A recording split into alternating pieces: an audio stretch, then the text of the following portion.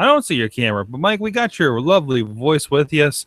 It is the Raw Wrap Up, and we're here Monday night. Mere moments after Raw went off air. I'm Mike Sorg at Sorgatron on the Twitters for the WrestlingMayhemShow.com here in Pittsburgh, PA. With me is my fellow from Poughkeepsie, New York, Mad Michael. Michael Michelson. How you doing? Michelson? All right. Hey, sure. I'll take that. I have a new last name. It is the same as my first name. Is this? Can I share again before we get into it? Can I share how I deal with Raw on Mondays that I just did? Sorg, I think you fell asleep at the Sheamus Orton match, didn't you? Yeah, a little bit. I love myself. So it's tough because it's Monday and I do traveling and a pretty good commute and a long day, and then there's Raw, right? And I'm doing a lot of work during Raw, and sometimes it catches up to me. And I've developed a method, and maybe you could do this too.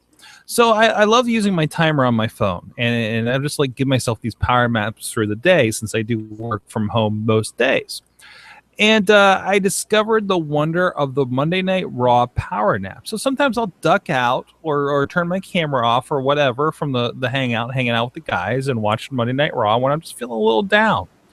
And whenever it hits a commercial break or Randy Orton's in the ring, I'll just say, hey, Siri, put a timer for 2 or 3 minutes. I'll take a little mini nap.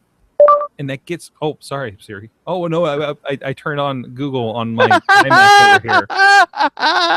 That's funny. That's modern funny. Technology, everybody. How did I do that? Hey, okay, Google. That's the thing there. Anyways, yes, I did. But anyways, but yeah, we'll turn off that audio so that doesn't come through anymore. And then I'm bright and chipper and ready to talk to you about Raw, and I actually got to see the whole thing. So I think it works out really well. So anyways, there's a little insight of how I deal with Raw. Now, how was Raw? Not a bad Raw by any means. I mean, I think it was very typical. It felt very long tonight. Ew. 3 Roman Reigns matches will do that to you, Sorg. 3 Roman Reigns match. Now, okay, so we're kind of rebuilding Roman Reigns, right? And how do you think they're doing with that so far? I don't want it. I don't want it. I don't want it. I don't want it. Like, they're keeping him under 5 sentences speaking, which is the right thing to do. And he's going around being a badass. No, but he's chuckling. Like, it worked that one time against Brock Lesnar because Brock Lesnar was physically beating the shit out of him. Mm-hmm. That's the reason it worked that one time. It doesn't work against Mark Henry or Bad News Barrett, who just got beat by R-Truth. It doesn't work against Bray Wyatt, who wasn't even good enough to be on the pay-per-view. I mean, they're just telegraphing it so much at this point. Yes, but it's 3 hours. How do you feel for 3 hours? Roman, they're turning him into an Iron Man. He's a Samoan Iron Man, Mike. No, he's not. He's not even the Samoan War Machine, Sorg. Yeah. If I want to see a Samoan Iron Man, they have a guy named Joe who can do that. Who just apparently, according to Twitter, signed a full-time contract. So that's nice to see, at least. Okay, what else happened tonight? We got another Bo Dallas versus Neville match. Kevin Owens turned on his son. Yes. That was awkward. But, it was pretty great. It was good. Easily the best part of Raw. Mm-hmm. Easily the best part. So there's a thing where I think I've talked about this on here before, where Chachi gets upset with me when I don't mention when NXT people do cool things on Raw. I'm just like, dude, just basically watch Raw and look for the NXT guys anymore. Every match has an NXT guy in it at this point. Yeah, it's really kind of bled through at this point. So let's just go with it. I mean, I can't really get excited about Randy Orton versus Sheamus. Because I'm like, oh, okay, here we go, But it was sitting there just kind of contemplating how much we've seen that match just with a role reversal. Yeah, I mean, I don't know. I don't I don't know. I don't want a rematch with them. No, absolutely not. I don't want a rematch. And like we didn't even get to enjoy like to revel in the fact that Owens won, and before the end of the night, it's like, here's another one. Wonder what's So, gonna happen there. I feel like because it wasn't that a thing. Like it feels like an argument you always had about TNA that you never got to enjoy a win in a match before we moved on to the next thing. Right. So and I feel like especially I don't know because the pay-per-view thing is like the body wasn't the pin body wasn't cold yet before they announced the rematch. Mm-hmm. Like we didn't even get to see the after pro. Like if Cena somehow goaded Owens into a match, a rematch, that's fine. There That's should have been some kind of story. Or even if Owens came out and said, "Listen, I know they said I'm going to wrestle John Cena and beat him again at Money in the Bank, but no, I've already done that. I'm not going to do it again. I've proven myself. I don't need to fight him again." Yeah, yeah. I Even if he completely says like this match is for Cena's ego, not mine. I've beaten him. I said I was going to beat him. I beat him. I don't need to fight him again. I don't know. It's rough. I don't know. But anyways, I thought it was weird how light Seth and Dean were tonight coming off of the show. Like we really, really wanted to show off Reigns on this one, which really lends to, and we said this last night. We're like, yeah, Reigns is winning that one. Yeah, and like, what else would you do? What else makes sense? Reigns doesn't need the briefcase. They don't need it, but I mean, it's a storyline crutch at this point. But give it to someone who needs a storyline. Bray Wyatt. Bray Wyatt needs a storyline desperately. Give it to Mark Henry. Give it to Neville. Give it to Bo Dallas. Give it to someone who they have nothing to do with. They have Roman Reigns is going to get a title shot before he cashes that in. I will guarantee it. If it's not SummerSlam, it'll be Battleground. Like he's going to get a title shot. He doesn't need the briefcase. It only works like that if you're a heel. All right, let's talk about another thing. I've had a rough go at this for a little bit. This is like the return of all the things that bothered us about WWE tonight, wasn't it? Because you had the big show. Oh, okay, sure. You know, you had fresh matchups like Sheamus versus Randy Orton and Dolph Ziggler versus Kofi Kingston. Right. Never seen those guys wrestle before. What are you going to do with that, right? But then also the Divas really just perplex me because the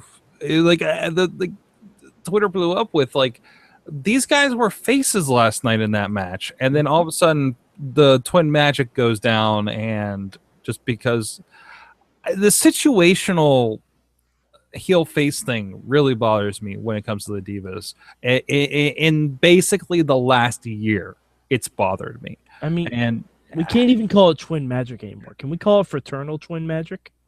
They didn't even like bother to match their outfits entirely. Yeah, like the only thing Brie did was wrap a blonde highlight around her head.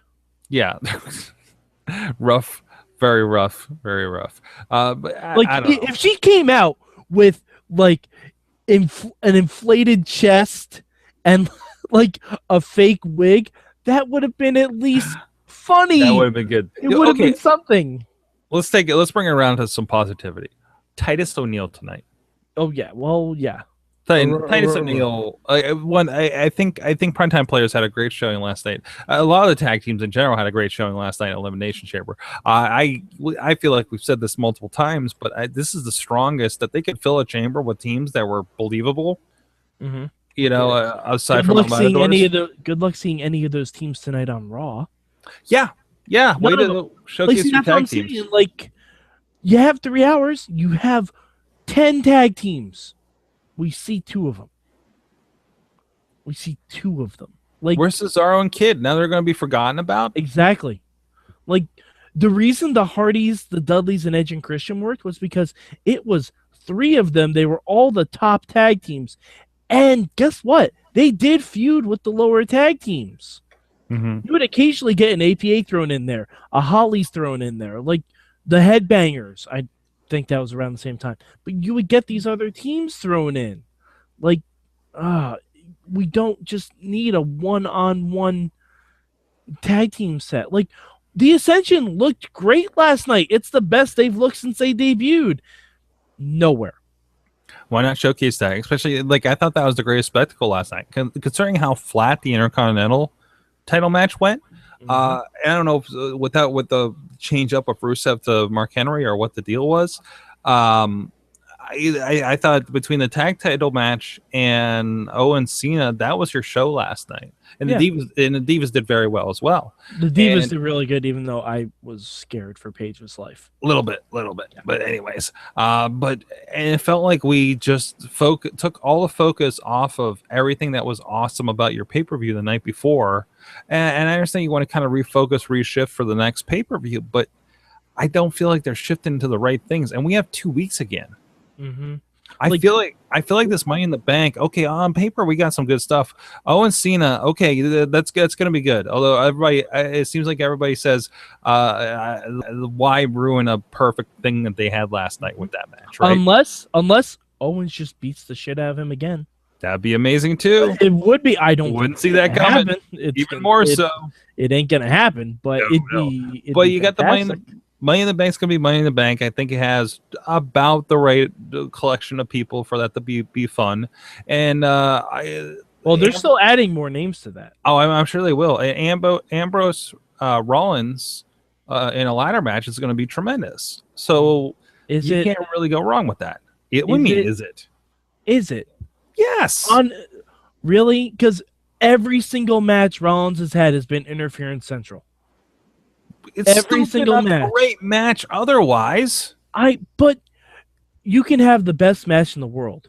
If your finish is shit, that's all I'm going to remember.